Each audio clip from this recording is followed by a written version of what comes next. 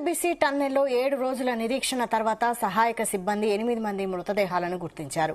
3 మీటర్ల లోతులో మృతదేహాలను రెస్క్యూ టీం గుర్తించింది. 13.4 కిలోమీటర్ల దూరంలో తవ్వడంతో అక్కడ మృతదేహాలు లభ్యమయ్యాయి. మొత్తం 12 వేర్వేరు విభాగాలతో 600 మంది సహాయక చర్యలు చేపట్టారు. టీబీఎం మిషన్ను దక్షిణ మధ్య రైల్వే నిపుణులు ప్లాస్మా గ్యాస్ కట్టర్తో కటింగ్ చేసి లోపలికి వెళ్లారు. దీనిపై మరిన్ని details crime bureau chief Ravi Teja అందిస్తారు. రవితేజ, ఇంతకు ముందే సహాయక చర్యలు చేపడతా ఉండగా 13.4 కిలోమీటర్ల దగ్గర కొన్ని మృతదేహాలు లభ్యమైనట్టుగా కూడా ఇమీడియట్ గా రెస్క్యూ టీమ్స్ అంతా కూడా అధికారులకు ఆ సమాచారాన్ని షేర్ చేశారు. 8 మృతదేహాలు కూడా చనిపోయినటువంటి స్థితిలో ఉన్నాయి, ఆందోళనకరంగా ఉన్నాయి, గుర్తుపట్టలేనటువంటి పరిస్థితిలో ఉన్నాయంటూ కూడా ఈ విషయాన్ని రెస్క్యూ టీమ్స్ అక్కడ అందుబాటులో ఉన్నటువంటి అధికారులందరూ కూడా ఇన్ఫర్మేషన్ షేర్ చేసినట్టుగా తెలుస్తుంది. 13.4 కిలోమీటర్ల దగ్గర ఈ మృతదేహాలు లభ్యమయ్యాయి. కనిపించినటువంటి మృతదేహాలన్నిటిని కూడా బయటికి తీసేటువంటి ప్రయత్నాలు చేస్తా ఉన్నాము అని ముందుగానే ఈ సమాచారం రెస్క్యూ టీమ్స్ బయట ఉన్నటువంటి అధికార యంత్రాంగానికి, ప్రభుత్వానికి, పోలీస్ శాఖకు అక్కడ రెస్క్యూ టీమ్స్ అన్ని కూడా సమాచారాన్ని షేర్ చేసినట్టుగా తెలుస్తోంది. మొత్తం ఈ పంపు మోటార్ దాటుకొని బోర్ మోటార్ దాటుకొని 3 మీటర్ల లోతులో ఈ మృతదేహాలు ఉన్నట్టుగా కూడా రెస్క్యూ టీమ్స్ గుర్తించాయి. ఉదయం నుంచి కూడా ఈ పంపు బోర్ మోటార్ కి సంబంధించి విడిభాగాలన్నీ కూడా కట్ చేసి ఎక్కడికక్కడ అవన్నీ డిస్ట్రాయ్ చేసి ఆ పైపులన్నీ కూడా అక్కడి నుంచి తొలగించిన తర్వాత ఈజీగా ఈ రెస్క్యూ టీమ్స్ అంతా కూడా లోపలికి వెళ్లే అవకాశాలు ఉన్నాయి. లోపలికి వెళ్లారు. 3 మీటర్ల లోతులో ఈ మృతదేహాలు ఉన్నట్టుగా గుర్తించారు. ఆ 8 మంది మృతదేహాలు ఎవరు వారై ఉండవచ్చు అనేది మాత్రం పర్టికులర్ గా వీరు గుర్తించలేకపోయారు. ఆ 8 డెడ్ బాడీలని మాత్రం బయటికి తీసేటువంటి ప్రయత్నాలు చేస్తా ఉన్నారు. 7 రోజుల సహాయక చర్యల తర్వాత ఇప్పుడు మృతదేహాలు కనుగొన్నారు రెస్క్యూ టీమ్స్. ఆ బోర్ మోటార్ దాటుకొని ముందుకు వెళ్లి ధైర్యం చేసి ఆ మట్టి పిల్లల్ని, మట్టి కుప్పలంతా కూడా బయటికి తీసి వాటర్ అంతా తోడేసి ఆ ఇసుకనంతా కూడా బయటికి తీసిన తర్వాత ఆ బురదల్లోనే ధైర్యంగా ముందుకు వెళ్లడంతో ఈ బురదలో 3 మీటర్ల లోపల మృతదేహాలు ఉన్నట్టుగా కూడా రెస్క్యూ టీమ్స్ గుర్తించినట్టుగా ఆ సమాచారం అధికారులు ఇప్పటి ముందుకే ధృవీకరించడం జరిగింది. ఆ 8 మృతదేహాలన్నీ కూడా ఈ రోజు బయటికి తీసి ఎవరు అనేది వారి గుర్తించినటువంటి వెంటనే వారి కుటుంబ సభ్యులకు పోస్ట్ మార్టం అనంతరం ఈ మృతదేహాన్ని అప్పగించేటువంటి అవకాశం ఉంది. డెడ్ బాడీలు కనిపించాయన వెంటనే అధికార యంత్రాంగం అంతా కూడా అప్రమత్తమైంది.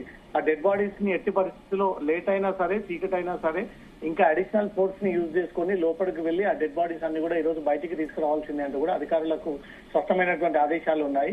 Rat millers, navy, army, NDRF, SDRF, Hydraa, GHMC technology ఉపయోగించినటువంటి ఎండోస్కోపిక్ టీమ్ అందరూ కూడా సమన్వయంగా ఈ చర్యలను చేపడుతూ ఆ బోర్ మెషిన్ ని పూర్తి స్థాయిలో కట్ చేసి లోపలికి వెళ్లి ఈ బురదలో వెతుకుతూ ఉండగా ఒక్కసారిగా ఆ బురదలో ఉన్నటువంటి కొంతమంది రెస్క్యూ టీమ్స్ కి కొన్ని అనుమానాస్పదంగా డెడ్ బాడీస్ కనిపించాయంటూ కూడా ఆ డెడ్ బాడీస్ ని కూడా వీరు ఫోటోలు తీసి ఆ డెడ్ బాడీస్ ఇవే అయి ఉండవచ్చు అనేది కూడా ఒక ధృవీకరణకు వచ్చి ఆ విషయాలన్నీ కూడా అధికారులకు తెలియజేసినట్టుగా తెలుస్తుంది.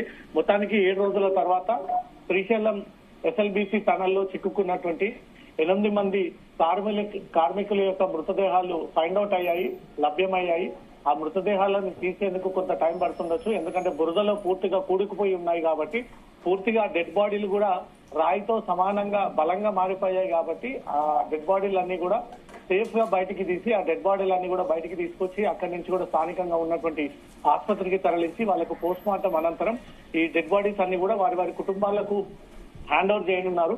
7 రోజుల తర్వాత ఈ డెడ్ బాడీలు దొరకడంపై మాత్రం రెస్క్యూ ఆపరేషన్ విజయవంతంగా సాగిందని అనుకోవాలి. కొంత అనారోగ్యంతో అయినా సరే వీళ్ళు సేఫ్ గా బయటపడి ఉంటే మాత్రం విజయవంతంగా ఈ ఆపరేషన్ సక్సెస్ అవుతుండేది. కానీ ప్రాణాలు కోల్పోయారు, 8 మంది చనిపోయారు, ఎవరు కూడా బతికి లేరు, పూర్తిగా బురదలో కూడికిపోయి ఉన్నారు.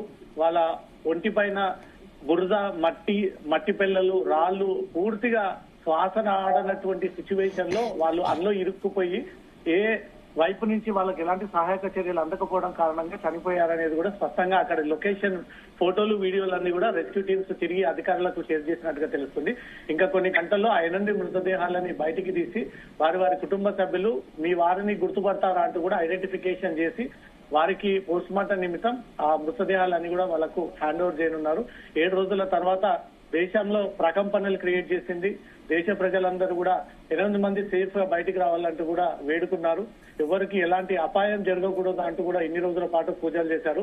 కానీ చివరికి 8 మంది మృతదేహాలుగా బయటకు వస్తారంటూ కూడా ఎవరు ఊహించలేదు. కుటుంబ సభ్యులకు కూడా ఈ సమాచారాన్ని అధికారికంగా మరి కాసేపట్లో తెలియజేయనున్నారు. రాష్ట్ర ప్రభుత్వం అఫీషియల్ గా ఈ కుటుంబాలకు ఆర్థిక సహాయాన్ని కూడా ప్రకటించేటువంటి అవకాశం కనబడతా ఉంది. ఎంతో ఉత్కంఠంగా ఎదురు చూశారు.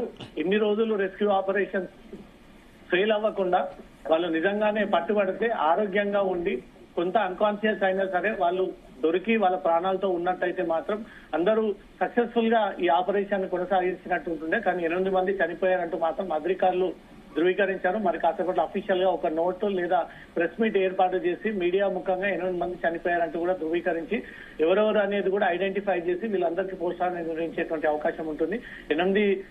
8 మంది 7 రోజుల పాటు వెతికిన తర్వాత 3 అడుగుల లోతుల్లో బురదలో కూలిపోయారు అనేది మాత్రం ఫైండ్ అవుట్ చేసినట్టుగా తెలుస్తోంది. ఓకే రవితేజ.